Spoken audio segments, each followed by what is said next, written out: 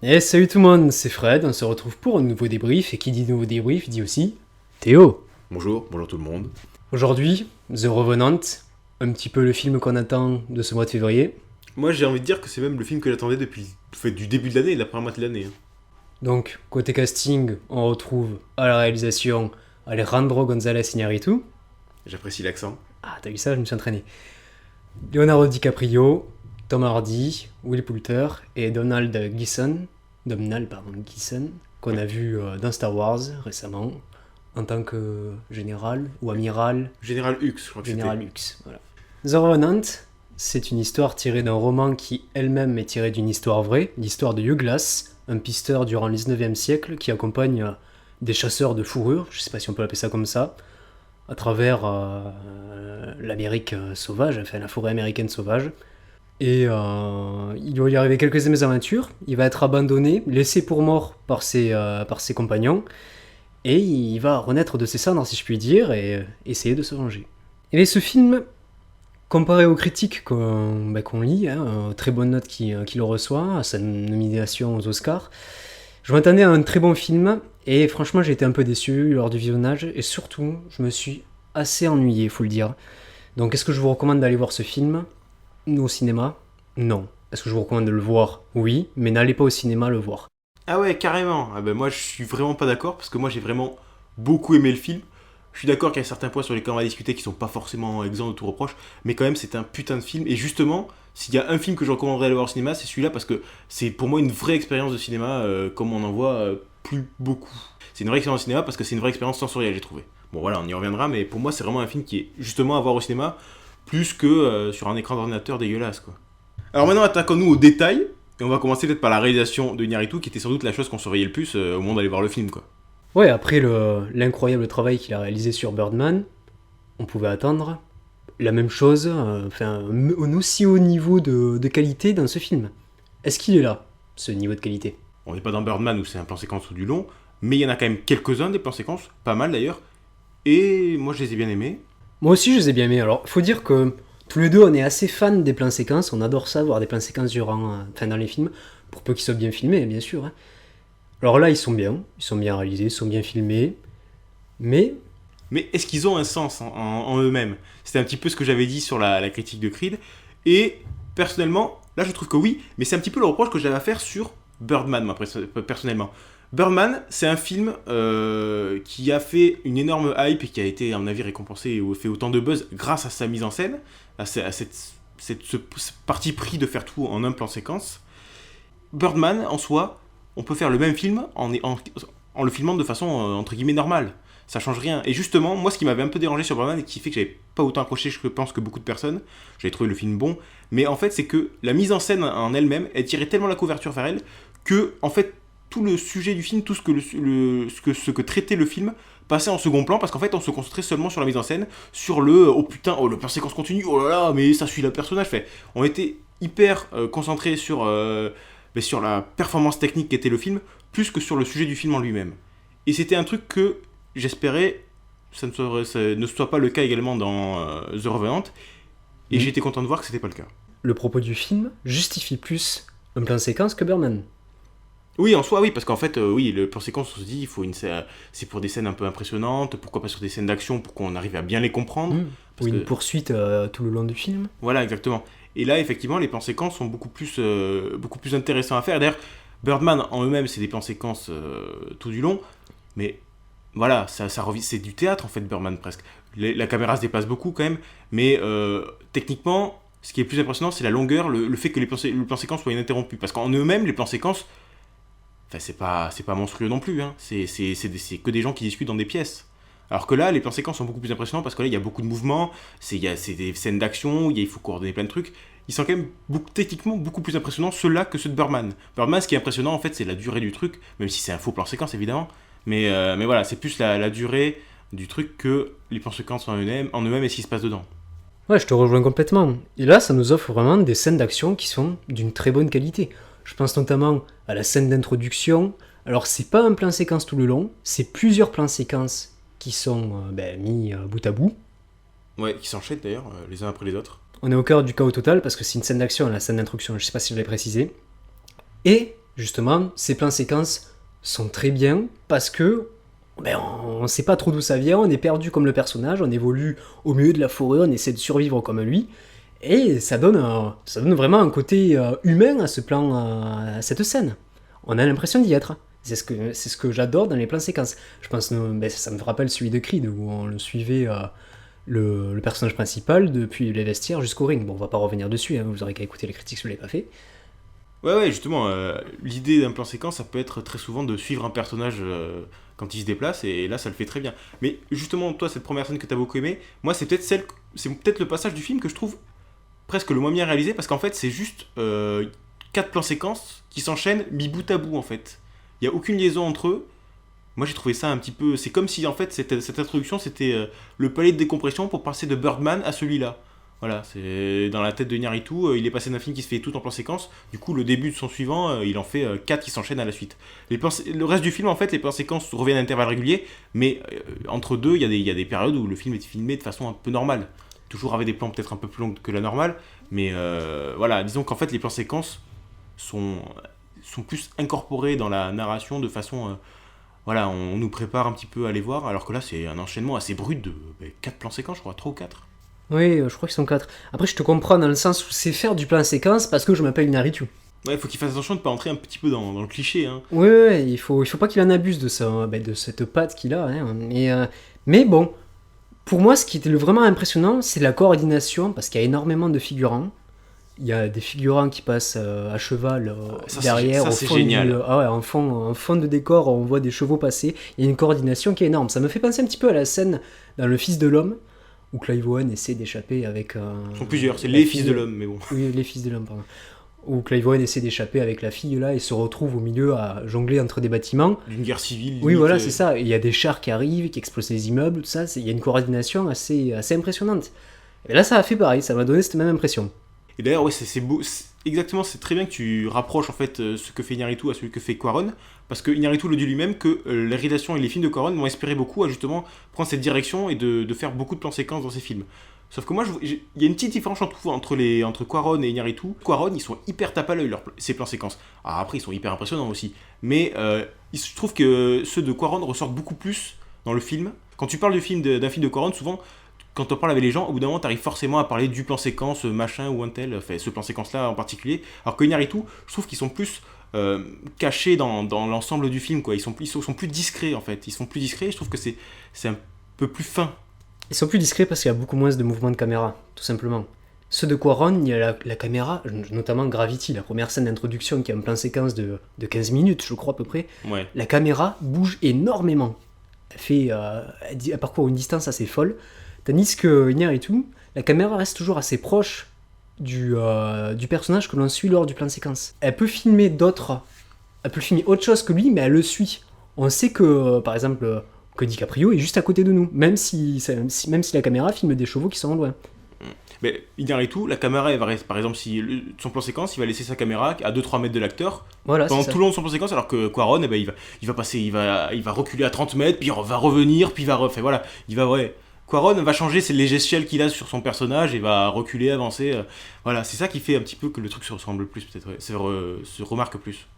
Ensuite, une autre chose qui était très attendue, c'était tout ce qui était la photo, parce que celui qui fait la photo, c'est Lubezki, qui est un petit peu le mec à la mode en ce moment, parce que il reste tout simplement sur 2 Oscars gagnants, en 2014 et 2015, pour Gravity et Birdman, tout simplement. Et c'est le directeur de la photo attitré donc pour Iñárritu maintenant, mais aussi pour Cuarón et Malick, qui ont toujours été des réalisateurs qui étaient beaucoup portés sur l'esthétisme et qui ont toujours été vraiment portés au nu pour ce genre de truc. Et là, une fois de plus, moi j'ai trouvé vraiment la photo qui était super bien. Et petite anecdote, c'est que Iñárritu a voulu absolument que tout le film soit filmé en lumière naturelle. Ce qui fait que le tournage est passé de 80 jours à 6 mois, parce que ils avaient des journées où ils pouvaient filmer que 1h30 avec une lumière naturelle satisfaisante pour les besoins du film.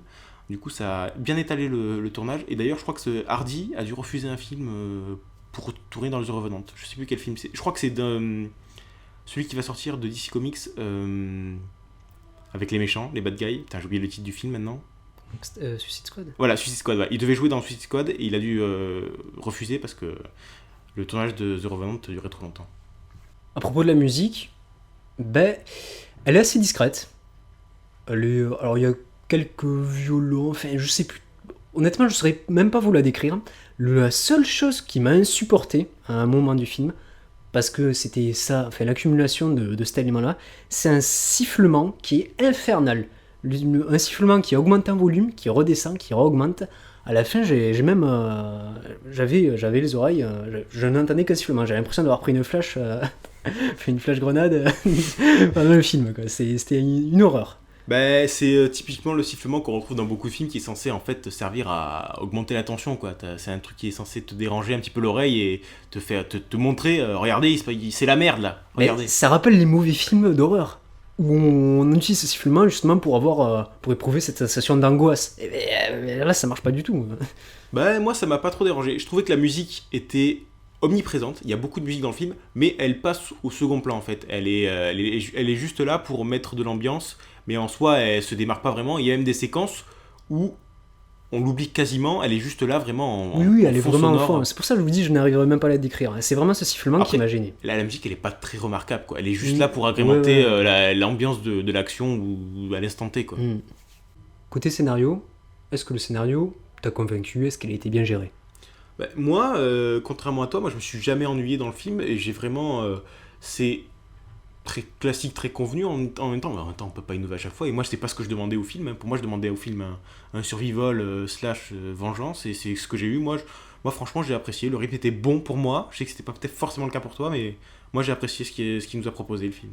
Beaucoup vont me crier dessus certainement quand ils m'ont entendu dire que je m'étais ennuyé devant The Revenant. Eh bien ouais, désolé les gars, je me suis ennuyé parce que justement le rythme était bien trop lent à mon goût. On a un Leonardo DiCaprio qui passe une éternité à ramper au milieu des arbres. En fait c'est ça, c'est vraiment la partie survie de Leonardo DiCaprio, Hugh Glass, qui m'a le plus dérangé dans le film. C'est ce qui repose, enfin, le film est basé sur ça et c'est ce que j'ai trouvé le moins bien fait. Mais moi contrairement à toi c'est vraiment la partie que j'ai préférée. Bon j'ai aimé ce qu'il y avait avant et après également mais franchement il m'a pas du tout dérangé au niveau du rythme. Voilà, Leonardo DiCaprio en mode Bear Grylls, moi j'ai apprécié ça au milieu de la neige, dans les rocheuses. Franchement, au niveau du rythme, ça m'a pas du tout ennuyé cette partie. Alors moi aussi j'aime l'idée de Leonardo DiCaprio en mode Bear Grylls, sauf que il fait pareil du début jusqu'à la fin. C'est-à-dire, il évolue un petit peu au milieu de la forêt, il soigne ses blessures, ou du moins il essaie de soigner, ou on lui soigne ses blessures, il dort, et il réitère la même chose plusieurs jours, voire plusieurs semaines d'affilée, puisque le film est censé se passer sur 6 semaines, c'est ça? Ouais, l'histoire s'est passée sur 6 semaines, donc même si on n'a aucune notion de temps, normalement Oui. ça s'est passé sur 6 semaines. Ce qui peut d'ailleurs expliquer que, au début, quand j'ai vu le film, je fais, mais il se guérit vachement vite, mais en fait ça se passe sur 6 semaines. J'ai cru que c'était Wolverine, Il a de DiCaprio. l'adamantium en lui. Voilà. Mais en fait, ça s'explique un peu mieux quand on sait que l'histoire se déroule sur 6 semaines, ce qui est pas évident quand on le regarde comme ça sans s'enseigner. Et donc, voilà, cette longueur dans la répétition de ces actions m'a fait penser à Gravity, justement, on parlait de Quaron tout à l'heure, où l'héroïne, Sandra Bullock, allait dans une station, sortait de la station parce qu'il y avait la pluie de météorites qui arrivait, allait avec son jetpack jusqu'à une autre station, et c'était ça jusqu'à la fin du film. Ça m'a fait penser à ça. Je vais faire un autre parallèle avec un film, Seul sur Mars, le survival par excellence de l'année dernière. J'avais peur de m'ennuyer avant d'aller voir ce film, j'avais pas des préjugés, mais je me suis dit, j'espère qu'on va pas se faire chier à voir Matt Damon essayer de survivre tout le long du film sur Seul sur Mars. Et ben non, lui justement, Matt Damon, il a eu l'audace, j'ai envie de dire, enfin, le scénario a fait que il y a eu des idées qui n'ont pas fait répéter la même chose à Matt Damon du début jusqu'à la fin. C'est ce que je reproche au scénario de The Revenant. Autre chose que j'ai pas trop aimé également, ce sont les visions qu'il a de sa femme, sa défunte femme, et de son fils. Je sais que toi aussi tu les as pas trop aimés. Ouais, je suis d'accord avec toi, là j'avoue que sur le coup, je me suis demandé ce que ça venait foutre là. Parce que, en fait, je sais ce que ça vient foutre là, c'est... Mais ça nous déconnecte un petit peu du film et de la survie. Ouais, certes, mais c'est Iñárritu, en fait, qui veut faire un film, qui met une patte un petit peu onirique sur son film, qui, je pense pas, n'avait beaucoup lieu d'être, parce que ça fait très pompeux, presque prétentieux, j'ai envie de dire. C'est des passages qui sont un petit peu en mode quasiment christique, là, de sa femme, mais moi, je suis d'accord avec toi sur le fait qu'en fait, les visions, ouais, c'est trop. Pour moi, c'est le défaut du film. Ça revient pas très souvent, il n'y en a pas des masses, il y en a 3, 4 un maximum dans le film. petit peu plus, je crois. Hein. Oh, pas des masques. Elles sont plus discrètes, certaines sont plus discrètes que d'autres. Il y a également des parties où on ne suit pas que Leonardo DiCaprio, et ce sont certainement les parties que j'ai le plus appréciées, notamment celle avec Tom Hardy. Où Tom Hardy est quand même un des personnages les plus développés du film. Et pour moi, je trouve que c'est lui qui a le plus de profondeur dans son écriture.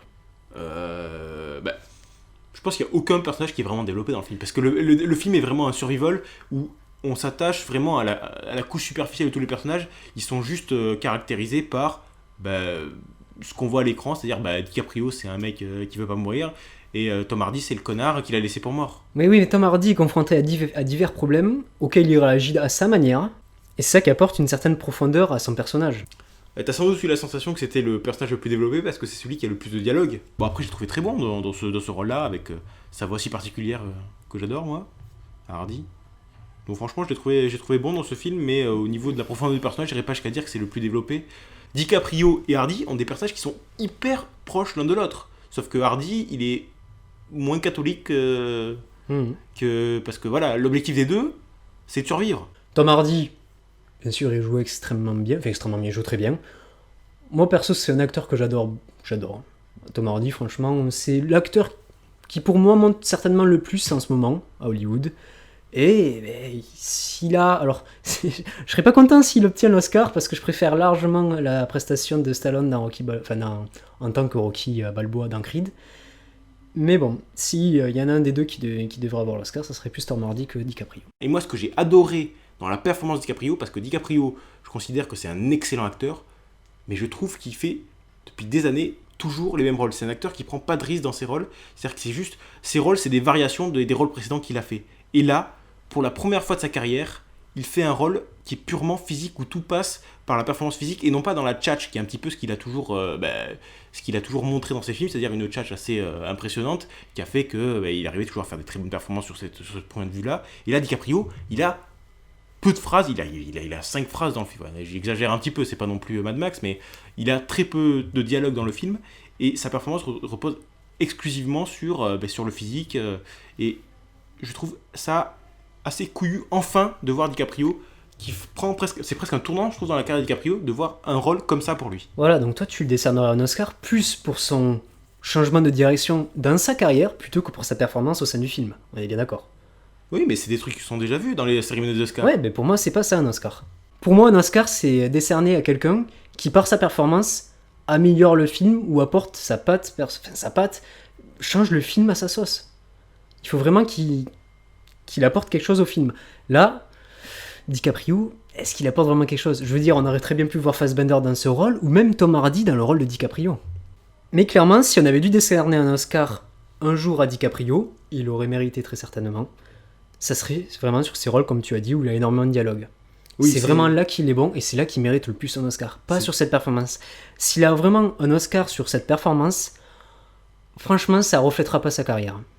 Moi, je suis quand même pas d'accord, parce que moi, je suis d'accord avec toi sur le fait qu'il aurait sans doute dû avoir un Oscar avant, parce qu'il a fait plein d'autres rôles où il était très très bon. Il y a certaines années où l'Oscar du meilleur acteur a été décerné à des rôles, je trouve que c'est pas compréhensible des fois, mais moi, franchement, ça me dérangerait pas qu'il l'ait cette année, parce que comme je dis, c'est un tournant, je trouve, dans sa carrière et dans sa prise de risque, même si une prise de risque mesurée, parce qu'il reste quand même avec un grand réalisateur sur un film qu'il sait très bien va être en course pour les Oscars. Mais c'est quelque chose que j'avais jamais vu de sa part, et rien que ça, moi, ça me fait vraiment aimer sa performance, et surtout qu'il est très bon en plus. Mais encore, ce que j'ai dit tout à l'heure, c'est-à-dire qu'en fait, tous les personnages de son film n'ont pas énormément de profondeur, parce que, comme on le dit, ils sont juste définis par leur acte. Moi, justement, dans ma tête, du coup, ça veut dire que, pareil, pour Hardy, on aurait pu mettre un autre acteur à sa place, il n'aurait pas eu la voix de Tom Hardy, qu'on adore parce qu'il a une voix très particulière, mais je pense qu'un autre acteur aurait pu incarner ce badass aussi. Hein. C'est pas sûr. Enfin, ce badass. Un autre acteur aurait incarné ce personnage, mais différemment. Tom Hardy lui apporte une certaine empreinte qui fait que c'est du Tom Hardy qui est inquiétant. Tu le remplaces par Matthew McConaughey, Ça aurait été très bon, je suis d'accord, parce que Matthew McConaughey c'est un super acteur, ça aurait été très bon, sauf que ça aurait pas été pareil. La seule chose qui aurait changé, c'est qu'il aurait eu l'accent texan. Mais sinon, ouais, voilà, c'est sûr. Mais non, mais il y a autre chose que Tom Hardy apporte par rapport à Matthew McConaughey. Il y a autre chose que Matthew McConaughey aurait apporté par rapport à Tom Hardy. Alright. Pour en revenir, tant qu'on en parle aux Oscars, The Revenant présent dans la catégorie du meilleur film. Catégorie assez disputée, il y a Mad Max, The Big Short et bon, The Martian, j'y crois pas trop, mais qui pourrait concurrencer The Revenant. Qu'est-ce que t'en penses? Ouais, pourquoi pas, The Revenant. Ou je pense que ça peut se jouer aussi avec Mad Max, qui a quand même été un petit peu la révolution de cette année. J'ai oublié Spotlight, qui peut créer une énorme surprise.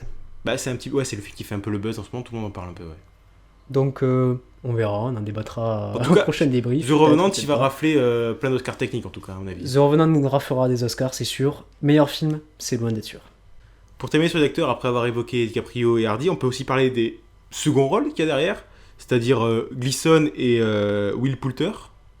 Moi, Will Poulter, j'ai été très impressionné parce que c'est un jeune acteur que j'ai vu dans des films pas forcément très brillants, à Le savoir Labyrinthe. Le Labyrinthe, voilà, et Miller, Une famille en herbe, pour le titre. Ah, ça se discute, Miller. Hein. Ouais, je sais qu'il y a une scène que t'as bien aimée, hein, qui inclut Aniston. Ouais. Bon, enfin bref, on fera pas Enfin bon, ça. après, en soi-même, en tout cas, il avait jamais fait des gros films, et puis d'un coup, il débarque dans un film de Iñárritu, et il est très bon, donc, il est bon. Gleeson, toujours convaincant dans ses rôles. Il a pas beaucoup de temps d'image, faut le dire quand même. Mais toujours assez convaincant lors de ses apparitions. Bah, comme d'habitude, bon. Un acteur à surveiller, j'ai envie de dire. Moi, je voulais rajouter juste un dernier truc. Ça concerne un acteur, mais tertiaire du film. Parce qu'à un moment donné, dans le film, ça parle en français. Ah oui. Et le gros problème d'Hollywood, c'est que les 3/4 du temps, quand il y a un acteur qui parle en français, qu'est-ce qu'ils prennent? Ils parlent un mec qui baragouine 3 mots en français ou un Canadien qui parle avec un accent canadien coupé au Québécois. couteau. Voilà, québécois. Merci The Revenant de ne pas avoir fait cette erreur classique hollywoodienne. Bon, mais c'est ici que s'achève notre petit débrief. La tradition l'exige. Ta note, Théo? Ben moi j'ai été très convaincu par le film, comme je l'ai dit tout au long de la critique, donc moi je vais mettre un bon gros 7 sur 10. Voilà, c'est un film qui est vraiment une expérience cinématographique impressionnante. À voir au cinéma selon moi, avec des bons acteurs. Peut-être que c'est pas le film le plus palpitant au niveau du rythme qu'on a vu ces dernières années, mais il n'empêche que c'est un film qui se regarde parfaitement, où moi je me suis pas ennuyé. Un bon gros 7 sur 10 à aller voir. Eh ben moi, je serais plus mitigé, vous l'aurez compris. J'hésite encore entre un 4 ou un 5. Normalement, quand je me fais chier dans un film, je mets moins de 4. Là, je me suis un peu fait chier, certes, mais il faut quand même reconnaître qu'il y a de très bons points, une très bonne réalisation, il y a des points très positifs au film. C'est pour ça que je resterai que je partirai sur un 5 plutôt. Je le mettrai, je sais que toi, tu as une liste que tu appelles Grand Écart, où tu mets tous les films où tu as apprécié énormément de choses et détesté énormément de choses aussi dans le même film. Ben, ça sera un petit peu cette impression que j'ai là, et je le mettrai donc dans ta liste de Grand Écart. D'accord, bah t'as plus qu'à te faire une de tes listes. Non, mais je vais pas m'emmerder avec une liste, je vais la mettre dans ta liste. Ah d'accord. Ouais, c'est ici que s'achève cette petite critique, ce débrief de The Revenant. Ce sera pas si petit que ça finalement, je pense. Non, je pense pas. Tu le verras en montage, hein. Je te Ouais. laisserai t'amuser un petit peu sur ton petit Sony Vegas. En attendant, à la semaine prochaine pour un débrief testostéroné. Ouais, Land has fallen. Gérard Butler qui reprend du service, à voir ce que ça donnera. Avec Aaron Eckhart en tant que président, moi, je suis preneur, j'ai adoré le premier. Il me tarde de voir le second. Ça en fait un ou deux. À la prochaine les gars, ciao. Allez, salut!